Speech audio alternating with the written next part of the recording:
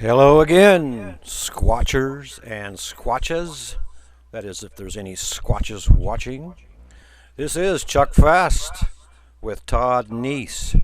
In our last edition, we were rolling up to the Squatch Fest 2022 in Kelso, Washington, in Todd's Porsche Boxster.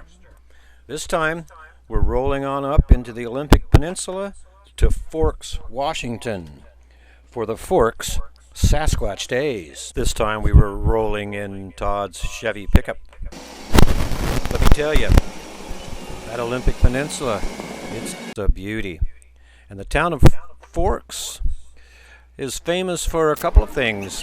One being Twilight, the TV series, and the Bigfoot store. That was something to see, let me say. Yes, this town is located way up top of the state of Washington. And as soon as you roll into it, you got that small town vibe. Any town USA, right down Main Street.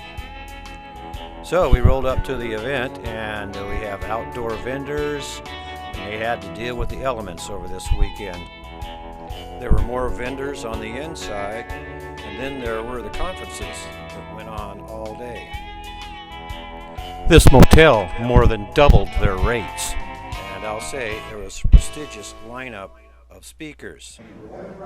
Caught up with Tom Seward, who was featured in our last vid, and Todd had a chance to bring him up to speed on his upcoming event, Beachfoot, which will be featured in our next vid. Good to see you again, my friend. June what? 23rd through 26th. Thursday. Shout out for Beachfoot. Now, unfortunately, unbeknownst to me, the shotgun mic had a problem on the camera. Ruined a lot of footage. But we'll stitch together a few here so you can get an idea what was going on and the interesting things that these guys had to say. So we had Craig Yanni, who we remember as our host from the Squatch Fest as well, and he's a great guy. Shane and Derek were from the Olympic Project, more on those guys later. And we had Rich Guillemot, he's a cop, yeah, interesting things to say. Tom and Peggy Seward, you may recall them from the earlier edition. Oh, Mark Marcel as well, he's the Ape Canyon guy now, and the Tom Cantrell, Robert Alley. These guys are all specialists in the Bigfoot arena. So, let's check a few clips. Did not have a gait like a human, it didn't move like a human being, so that was very noticeable. It was all one color. It was extremely thick from the back to the chest, and it appeared to be quite tall, I figured around 8 foot, something to that nature. At that point, moving forward, I would say that it kind of started to erode my belief system, and I started to question everything, because I was aware of something that was out there that not many other people were really aware of, and it wasn't supposed to be there. This thing is really big. It's humanoid in nature, it's probably highly intelligent, and just by the way it looked, you knew that it was massive in size, and that really, if it wanted to do something to you, there would be nothing you could do to stop it. No means of protection could defend you against it, because it would use its intelligence against you, and its dominance, I guess, in the environment against you if it wanted to. Not to say that it would. I checked 2 cameras. The first one I went to was closest to the car, and I saw what looked like a footprint. But that's what you're kind of feeling, like there's some energy there, there's something there that doesn't really want you there. It wants you to know that it does not want you there.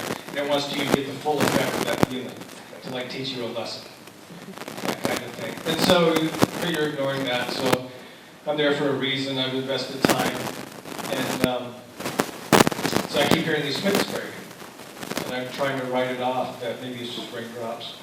And then, I'm going through this, because I have been in this area once a week, for months, and just walking through. they wanted to let me know they didn't like me there anymore and they wanted me to leave them alone. I could see that it actually had sticks and debris stuck in its hair, shot across this opening with like bent knees, arms down, and just boom. But it was totally silent in its movement, not a single noise, and the speed was unnatural. I was on a SWAT member and stuff like that, and just being a cop, I think tactically in nature, right? So, but I am interested in informing people. So Rich Guillermo here has spent years investigating feeding stations and cameras and so forth, studying the psychological effects on and off duty. He continues to use his police training to do investigations in and around the Forks area. Very unique thing. You know, these things are flesh and blood. They are here walking around. They're here for some reason, right? And I was involved in a DNA study, the Catch a DNA project, where we were able to verify 111 individuals, I believe, in the study. And there was a whole bunch of weird information taken that came out of that. That was highly suppressed, and still is suppressed. And I can tell you that I utilize all of my training and experience in every method that I use forensically in collecting evidence and documenting when I submitted evidence to these studies, right? To this study in particular. I know that there were 111 individuals identified out of all the samples. 111 distinct Sasquatches. All around the world. Now, Tom and his wife Betty are well versed in lore of the native peoples. They put on quite a demonstration here. Tom goes way back in amongst the settlements up north in Canada, and he has Sasquatch Island, which he invites you to come and have an experience. Check out what he has here. He went out into the bush for weeks and months, and they came looking for him. Leaves are falling. What date? He goes, October such and such. And I went, I came up here in February. And he said, people want to know where you are. So I got coaxed into the helicopter. When COVID started, I got the word out to the tribes that are interacting with their Sasquatches. I said, grab 4 sticks and go to your yards just before dark and snap the stick and cough, and a couple minutes later do it again 4 times. Bakwus is a little hair-covered bipedal creature that is said to be the stick people in this area, or the little people. And it sounds like we have the bakwus in the house. When the bakwus comes onto the floors of our big houses and potlatch, well, always, every dancer has to go around anti-clockwise. The bakwus comes out hiding his face because it's afraid of humans seeing it. Okay, and then wife Peggy goes into action demonstrating the various cryptids that are found amongst the native peoples up in the far north.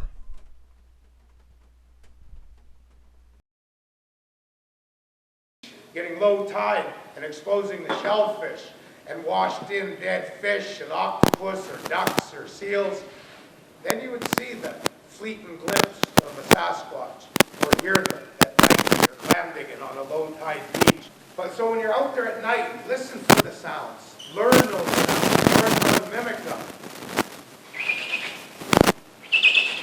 You can practice and make sounds.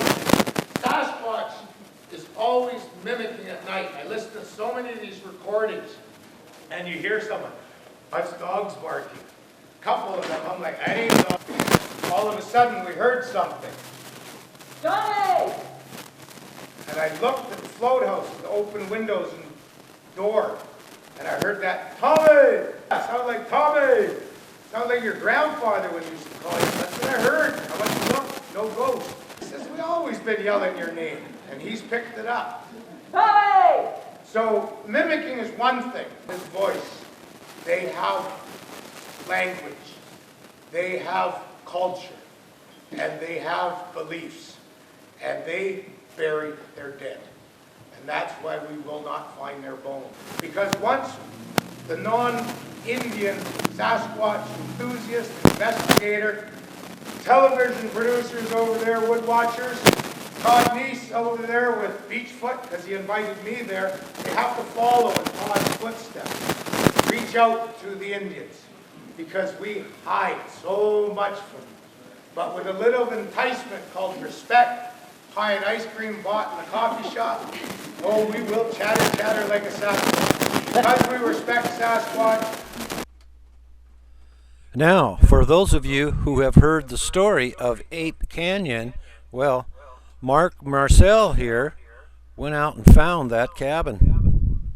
I ended up finding solid evidence of the attack site of 1924, and word got out and spread like wildfire. And I started getting calls. I didn't know anybody in the research community, but I started getting calls out of nowhere, and since then, this lineup of speakers and a bunch of people in the research community have been so kind. They really are my family right now. My sweet love, Catherine, she's a consummate librarian and educator, and librarians are very special. So you can see down here, there's Crescent City, keep on going up to Brook, keep on going on the Forest Coast. That's where it first came out in the papers. March 11th, 1904, Sixth Wild Man again, where there were two fellows who were helping Ben Sr.'s claim work in this little mine. There's a big bruiser, a big hair-covered creature there. They take some shots at it. The creature turns around and keeps on going. His friends were like, "Where's Tom?" And they come to around Star Mountain and start scouting around for him, and they find him unconscious at the bottom of a bluff. A fellow who looks inside the bag, big hunk of quartz, and at the end of the hunk of quartz, he said that's the biggest gold nugget that he had ever seen. That's what started the gold rush in Southwest Oregon. They come back in the late afternoon, early evening, there's still light in the sky up to this ridge, and there is this big Sasquatch monster tearing their camp apart like crazy. Things started to kind of go south at this point, and there they find his body. His body is not John. His head is bashed in, with the rock, apparently, as the murder weapon, still laying on the ground all bloody. A few weeks later, the next fellow, Mike McClone, he doesn't come back, and they find his body beaten to a pulp. Keeps on going, over and over again. These miners are showing up dead. Bullhide Johnson, once he struck it rich, he changed his name to Coarse Gold Johnson. He disappears, and they don't find his body until much, much, much later. Again, beaten up to a pulp. Pretty much, people start to get spooked, and Butchertown vacates very, very quickly.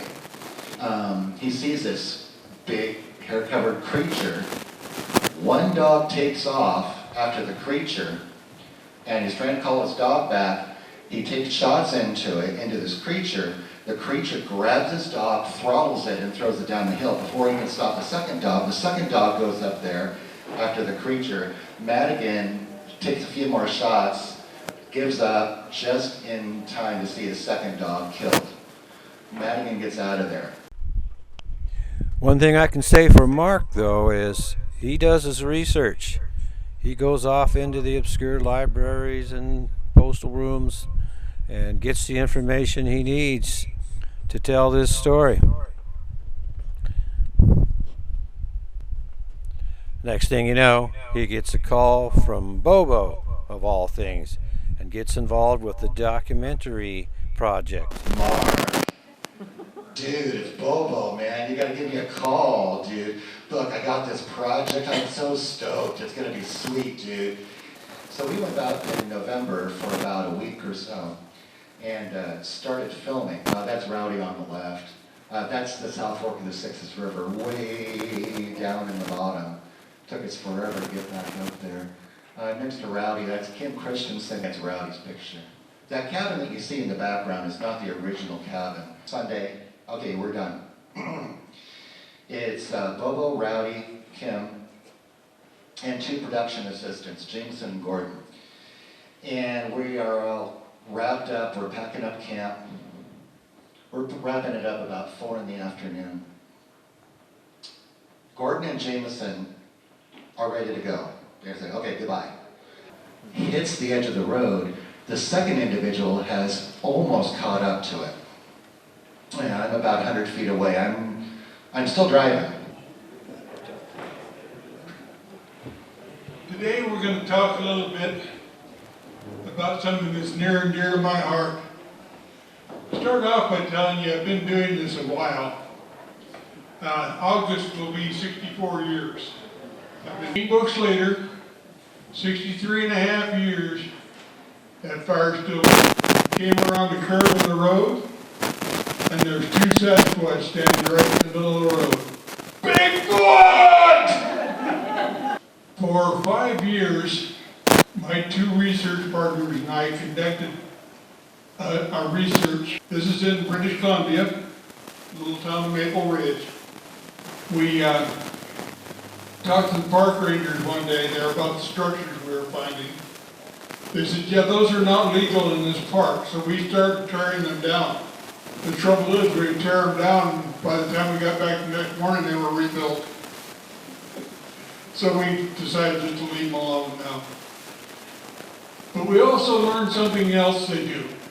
They speak in glyphs. Okay, next.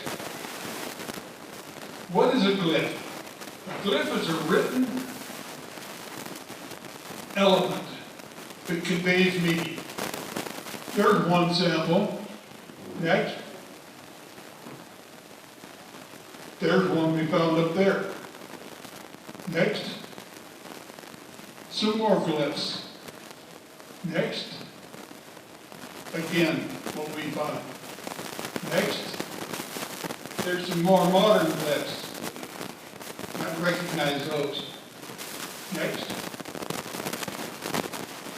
Next. See, even the Mayans did it. About this. That's birch. And this is way up on the side of a mountain. The only place that birch grows in that area are down the river bottoms. So that was carried up there.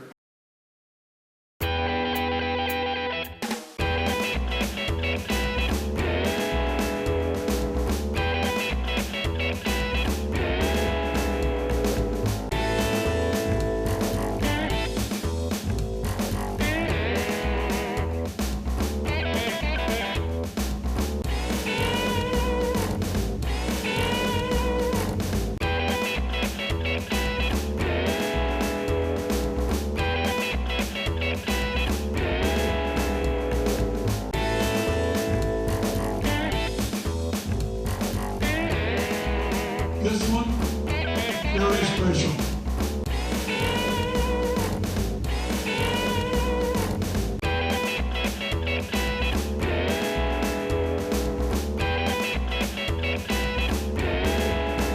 He looks like a duck.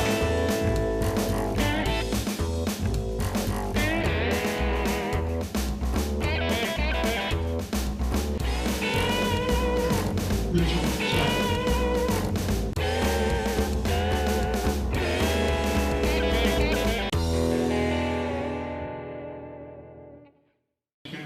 I get a lot of people wanting to go out.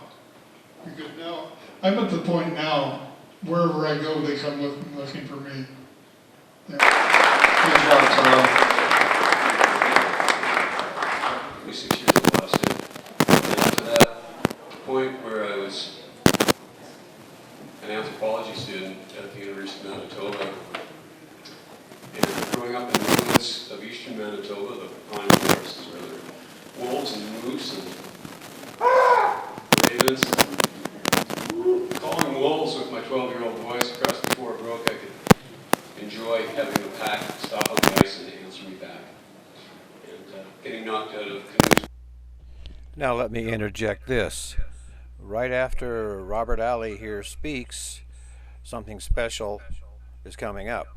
The world premiere of the documentary that Todd Neiss has been working on.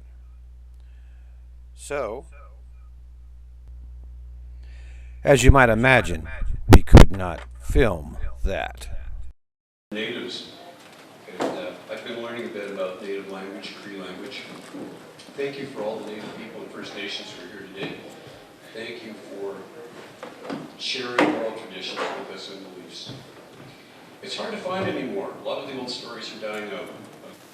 The respect they have for Bushmen, Harrymen, in the Koyukon dialect, Dene people, it's Nakentlina or Nahuat. And I'm going to share with you some things that a colleague of mine, Richard Nelson, another anthropologist who lived for years with the Koyukon people, had to say about this, what the Native people had to say to him about this. So we are just messengers, okay?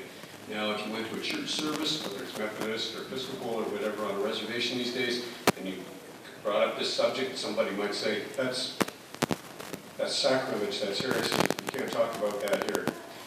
But I'm here to tell you that there's an important need to look at the whole environment that we've been gifted with and how to live in harmony with it, along with all the other good things we learned about.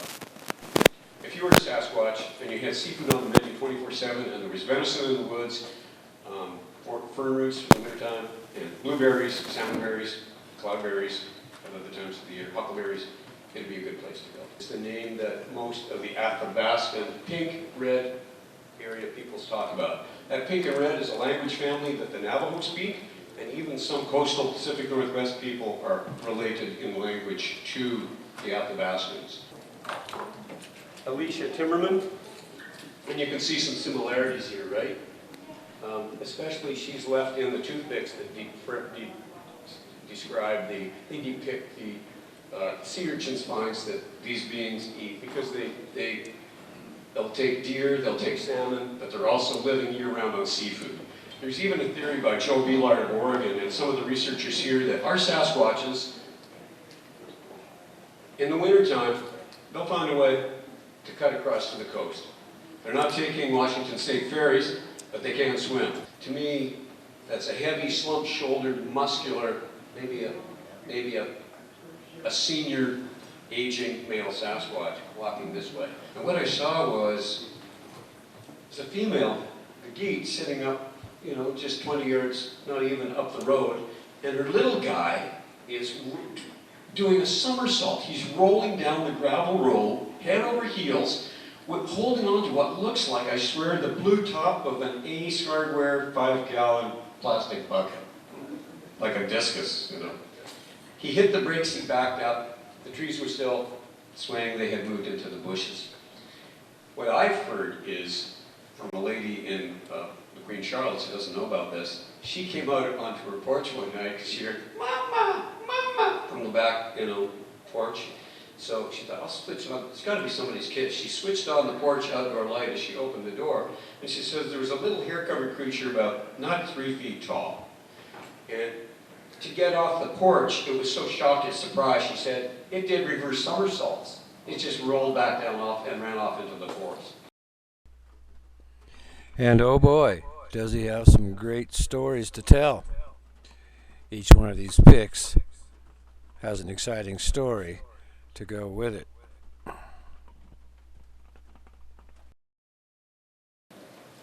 The strangest story ever told, read about it. Really weird.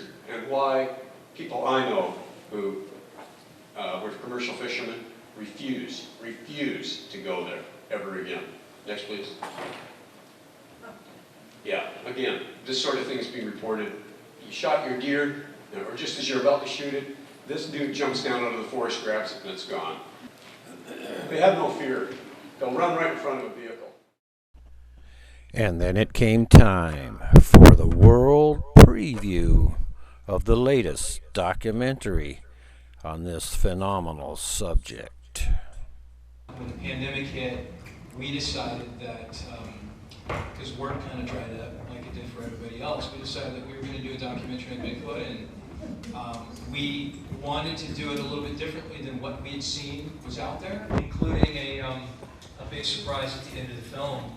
Sometimes even I feel like I'm being watched, and strange stuff happened, occasionally was related to that, but I would say that these things never apprehended it. As we started interviewing people, it was really interesting because everyone in the Bigfoot community that we came in contact with, everyone had someone they wanted to introduce us to. There seems to be a connection to the paranormal and Sasquatch that's uncomfortably linked. And so we talk about this in the documentary and hope you enjoy it. Sorry. But you know, the more we got out, the more we talked to folks, it's just, the stories came together and there was just no denying what's out there.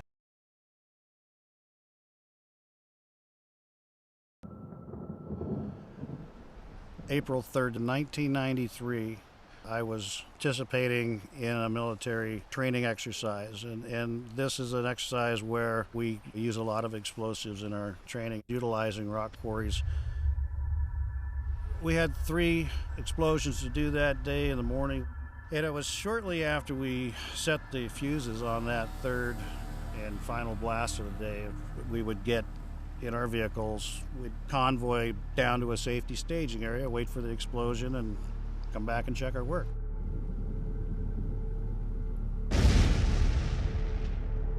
I was situated as a passenger behind a driver of the second Humvee.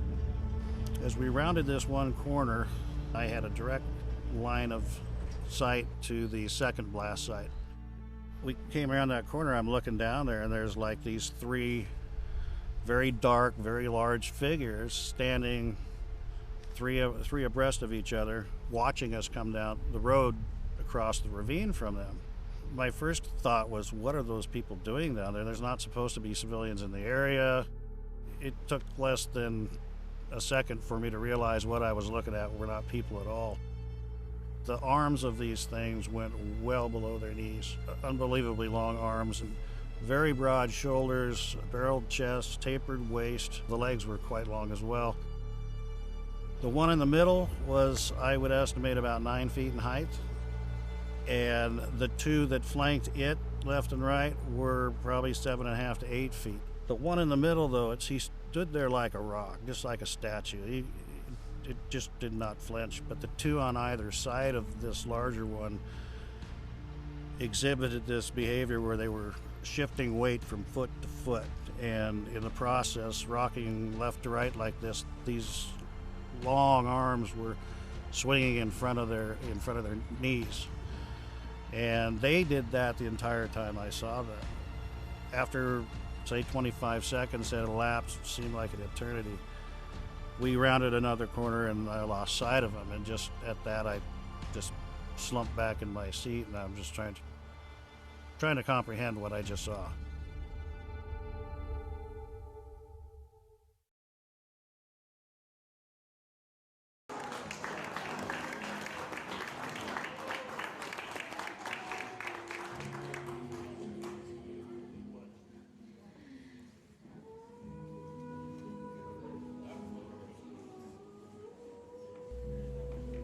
So the world premiere of this informative and very enlightening new documentary was well received by the attendees. And we would encourage you to go to Netflix or your favorite streaming platform and get yourself a copy. You just might come away from it, depending upon who you are, with a different point of view.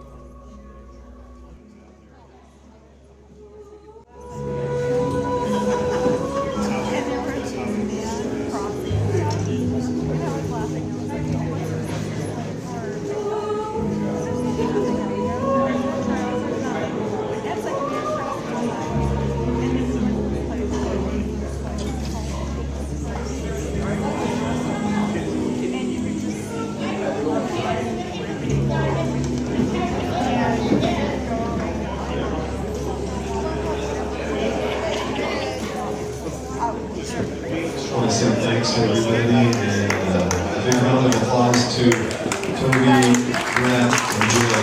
Wonderful job. Really well done. Okay, Roman, you can turn the lights up slowly. So that was a recreation of the experience of Todd Neiss all those years ago as a military man.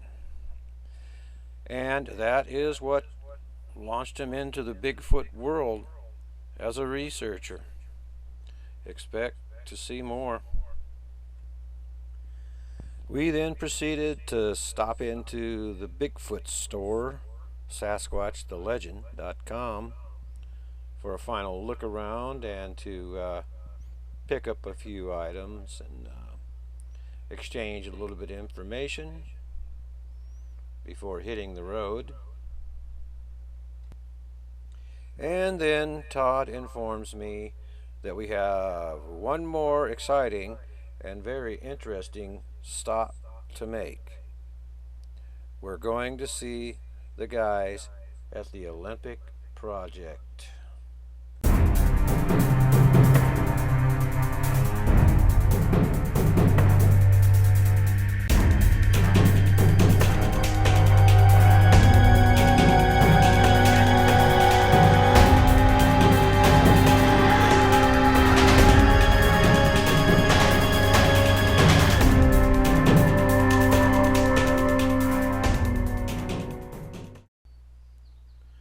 So we arrive at this clubhouse out in the Olympic Forest. Go inside, right off the bat there's a seaworthy boat, and that's both this and that is a product of Derek Randall's, founder and speaker, along with Shane Corson. I mean, these guys are right in the middle of Bigfoot country, and this is where the researchers come out here and hang out. You know, I mean, there's they got their bar right there. They've got paraphernalia all over the walls. I spot one of Todd's Beachfoot banners hanging up there. But yeah, they've got couches and wood stove, and when they come over, they can stay the night right there if they want to. Heck of an outfit. So there you have it. And I would like to ask you to hang on. There's something special at the end of this production. Also, I'd like to remind you to share this out on your platforms. Those of you in the community, we need to do more of this. And I'd just like to add that I've been looking all around this phenomena, all of these podcasts and YouTube channels that are spread all across this nation and beyond. I see all the highly intelligent and specialized individuals involved in this. And I see something else. I would just have to call it a clash of egos. And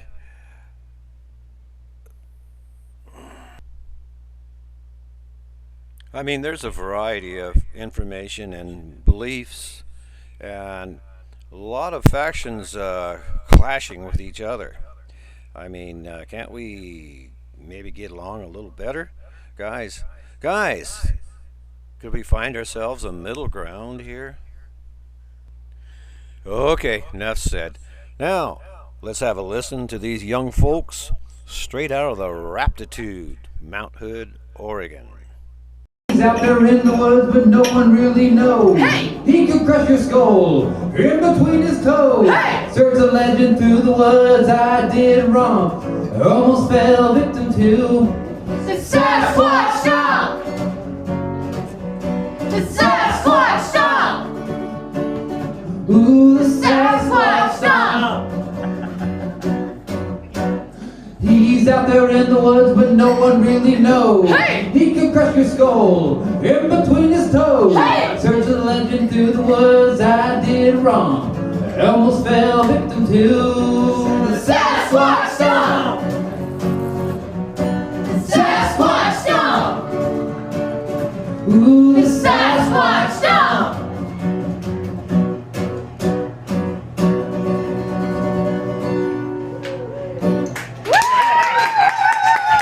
This is Albert and Alder playing up in Welch's, Oregon.